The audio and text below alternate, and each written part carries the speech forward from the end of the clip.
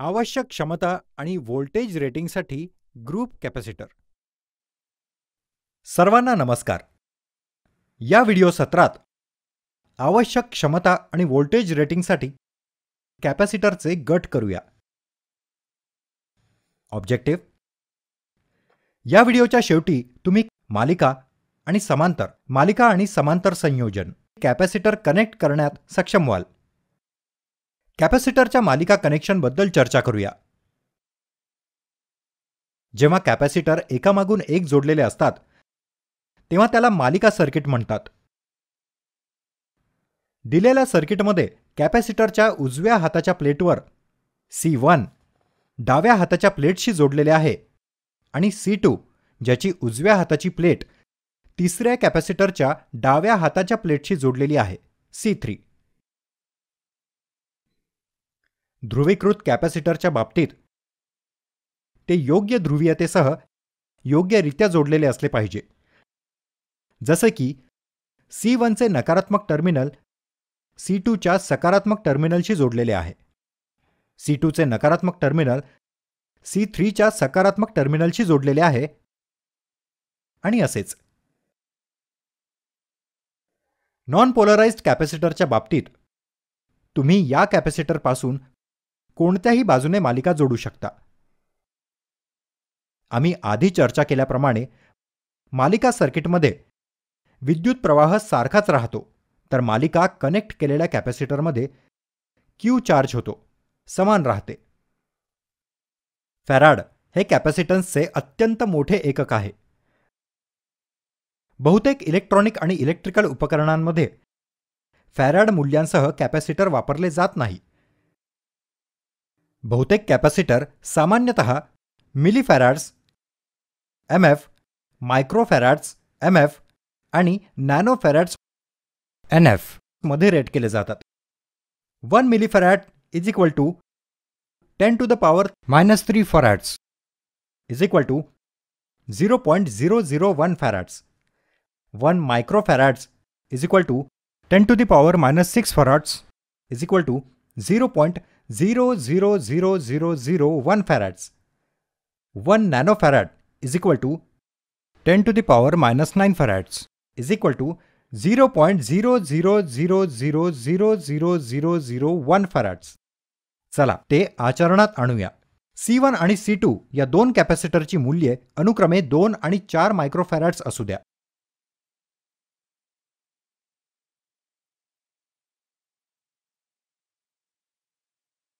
मालिका कनेक्ट केलेल्या कॅपॅसिटरची समतुल्य कॅपॅसिटन्स शोधण्यासाठी सूत्रातील मूल्य बदला. C is equal to 1 divided by C1 plus 1 divided by C2. C is equal to 1 divided by 2 plus 1 divided by 4. आम्हाला समजले की एकूण किंवा समतुल्य कॅपॅसिटन्स अंदाजे 1.33 मायक्रोफॅराड्सच्या समान आहे. आता सर्किटची AC व्होल्टेज स्त्रोत 230 व्होल्ट 50 हर्ट्झ, एक हलणारे लोखंडी एमिटर, 0 ते 1 अँपिअर्स आणि चालू बंद स्विच S हे सर्व सर्किटशी जोडून घ्या. 0 ते 300 व्होल्ट पर्यंतचे हलणारे लोखंडी व्होल्टमीटर कनेक्ट करा, जे अनुक्रमे C1 आणि C2 कॅपॅसिटरच्या समांतर V1 आणि V2 वर प्रत्येकी 10 व्होल्ट मोजण्यासाठी पुरेसे आहेत.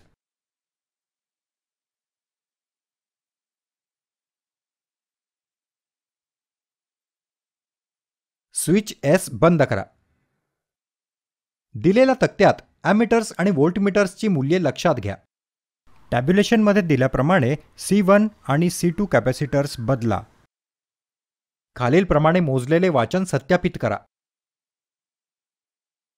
Capacitance minus reactance XC is equal to 1 divided by 2 pi FC चे मूल्य मोजा. पायसाठी 3.14, वारंवारतासाठी 50 हर्ट्झ आणि C साठी 1.33 मायक्रोफॅराड बदला, कारण आम्ही एकूण कॅपॅसिटन्स 1.33 मायक्रोफॅराड म्हणून आधीच मोजले आहे. त्यामुळे आपल्याला कॅपॅसिटन्स आणि रिॲक्टन्स मिळतात. XC is equal to 2394 ohms सूत्र वापरून विद्युत प्रवाह मोजा. I is equal to V divided by XC. I is equal to 240 divided by 2394. आम्हाला 0.1 amps किंवा 100 मिलीअँप्स करंट मिळतो. सूत्रावरून C1 आणि C2 मध्ये दिसणारे व्होल्टेज V1 आणि V2 ची गणना करा. V is equal to I into XC. त्याचप्रमाणे V1 is equal to I into XC1, V2 is equal to I into XC2. मूल्य बदलून V1 is equal to 0.1 into 1592 मिळतात. V1 is equal to 159.2. Volt V2 is equal to 0.1 into 796. V2 is equal to 79.6 volt. जेव्हा तुम्ही V1 आणि V2 जोडता तेव्हा तुम्हाला 239 volts मिळतात, जे 240 व्होल्ट्सच्या इनपुट व्होल्टेजच्या जवळपास आहे. मोजलेली मूल्ये मोजलेल्या मूल्यांच्या समान असल्याची खात्री करा. समांतर सर्किट्सची चर्चा करूया. कॅपॅसिटरचे एक टोक एकत्र जोडा आणि दुसरे टोक एकत्र जोडून कॅपॅसिटरमध्ये समांतर जोडणी करा. जर ते ध्रुवीकृत कॅपॅसिटर असेल तर कॅपॅसिटरचे सर्व सकारात्मक टर्मिनल्स आणि कॅपॅसिटरचे सर्व नकारात्मक टर्मिनल्स एकत्र जोडा. कॅपॅसिटरमध्ये कोणतीही ध्रुवीयता चुकीच्या पद्धतीने जोडलेली नाही याची खात्री करा. नॉन पोलराइज्ड बॅटरीच्या बाबतीत तुम्ही कोणत्याही दोन बाजूंना एकत्र आणि दुसरी बाजू एकत्र जोडू शकता, कारण त्यांच्यात ध्रुवता नाही. दोन कॅपॅसिटर C1 आणि C2 समांतर कनेक्ट करा. समांतरमध्ये एकूण किंवा समतुल्य कॅपॅसिटन्स सूत्र वापरून कनेक्टेड कॅपॅसिटरची गणना केली जाऊ शकते. C is equal to C1 plus C2. फक्त समांतर जोडलेले सर्व कॅपॅसिटर मूल्य जोडा. C1 आणि C2 ची कॅपॅसिटर व्हॅल्यू अनुक्रमे 2 आणि 4 मायक्रोफॅरड्स असू द्या. सर्किटची एकूण कॅपॅसिटन्स 6 मायक्रोफॅरड्स आहे. स्विच S सह सर्किटशी 50 हर्ट्झ वारंवारता असलेले AC 230 व्होल्ट स्त्रोत कनेक्ट करा. व्होल्टेज स्त्रोत आणि कॅपॅसिटर सर्किट दरम्यान 0 ते 1 अँपिअर श्रेणीतील एक हलणारे लोह अॅम्मीटर कनेक्ट करा.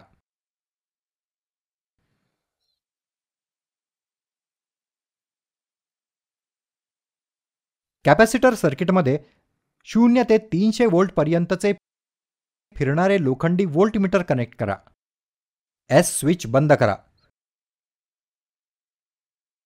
टॅब्युलेशनमध्ये अॅमीटर आणि व्होल्टमीटर रीडिंग नोंदवा. S स्विच उघडा.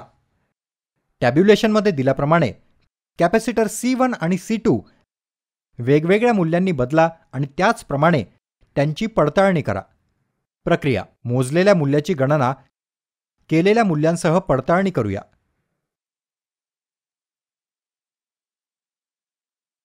सूत्र वापरून कॅपॅसिटिव्ह रिॲक्टन्स XC ची गणना करा. XC is equal to 1 divided by 2 into 3.14 into 50 into 6 into 10 to the power minus 6. XC is equal to 530 ohms. सूत्र वापरून करंटची गणना करा. I is equal to V divided by XC. I is equal to 240 divided by 530. आम्हाला ते 0.45 amps किंवा 450 मिलीअँपिअर्स म्हणून मिळते. मोजलेल्या मूल्यासह गणना केलेले मूल्य सत्यापित करा. यावरून हे स्पष्ट होते की जेव्हा कॅपॅसिटर मालिकेत जोडलेले असतात तेव्हा अभिक्रिया वाढते, त्यामुळे विद्युत प्रवाह कमी होतो, तर समांतरमध्ये प्रतिक्रिया कमी आहे, त्यामुळे वर्तमान मूल्य वाढते.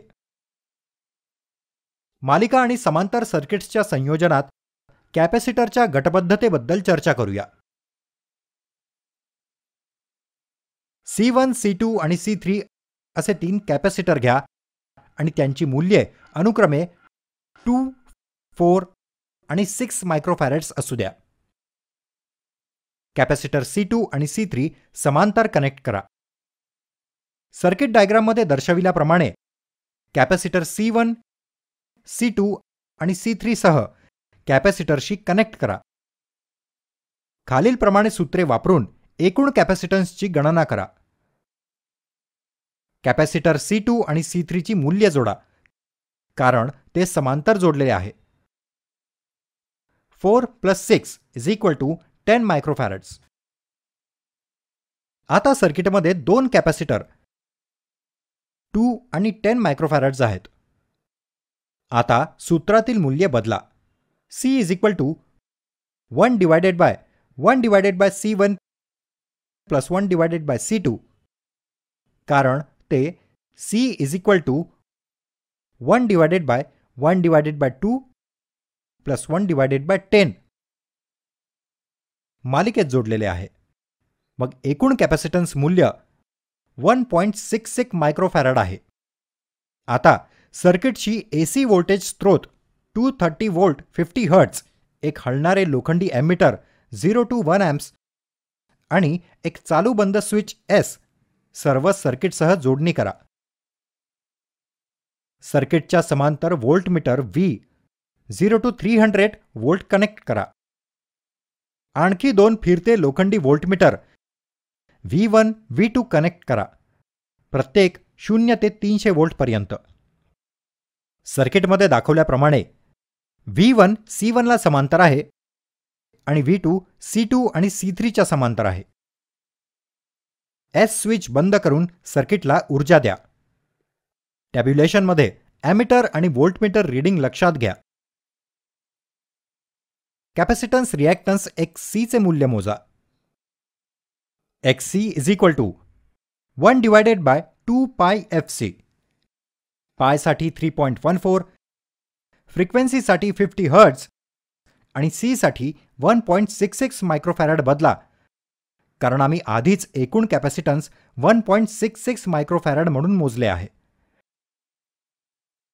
त्यामुळे आपल्याकडे कॅपॅसिटन्स आणि रिॲक्टन्स आहे XC = 1918 ohms. सूत्र वापरून करंट मोजा. I = V/XC. I = 240/1918. आम्हाला 0.125 amps किंवा 125 मिलीअँप्स करंट मिळतो. सूत्रावरून C1 वर V1 आणि C2 आणि C3 वर V2 ची गणना करा. V = I × XC. त्याचप्रमाणे V1 = I × XC1, V2 = I × XC2. XC1 = 1/2 × pi × F × C.